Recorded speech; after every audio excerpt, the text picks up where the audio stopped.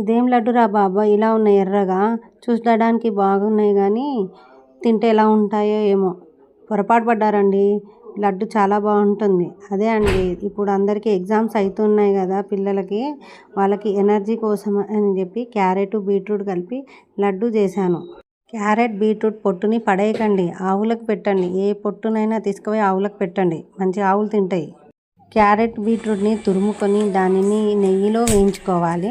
Already carrot beetroot తీయగా ఉంటుంది కాబట్టి కొంచెం అంత షుగర్ యాడ్ చేసుకొని వేయించుకోవాలి. హాయ్ ఫ్రెండ్స్, ఈ వీడియో చూస్తున్న వాళ్ళు నా ఛానల్కి ఫాలో కండి, లైక్ చేయండి.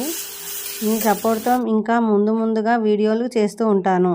క్యారెట్ బీట్రూట్ వేగిన తర్వాత చక్కెర యాడ్ చేసుకున్నది కరిగిపోయిన తర్వాత దాని లోపలికి మనము పచ్చి కొబ్బరి తురుముని యాడ్ చేసుకోవాలి. ఒకసారి కలుపుకున్న తర్వాత మనము కొన్ని గుమ్మడి గింజలని, కాజుని, బాదాంని కొంచెం కచాపకగా మిక్సీలో బట్టి ఆ పౌడర్ని అందులో వేయాలి.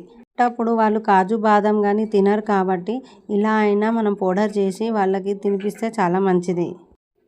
ఇలా కలుపుకొని మనము కొంచెం సేపు చల్లార్చాలి. చల్లార్చిన దానిని మనము మంచిగా లడ్డూలాగా కట్టాలి. పిల్లలకి ఎగ్జామ్స్ అవుతున్నాయి కాబట్టి ఇలా లడ్డూలని చేసి తినిపిస్తే వాళ్ళకి ఎనర్జీ వస్తుంది. లడ్డు చాలా బాగుంది, టేస్ట్ కూడా చాలా బాగుంది.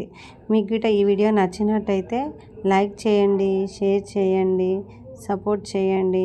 Thank you for supporting. Thank you friends.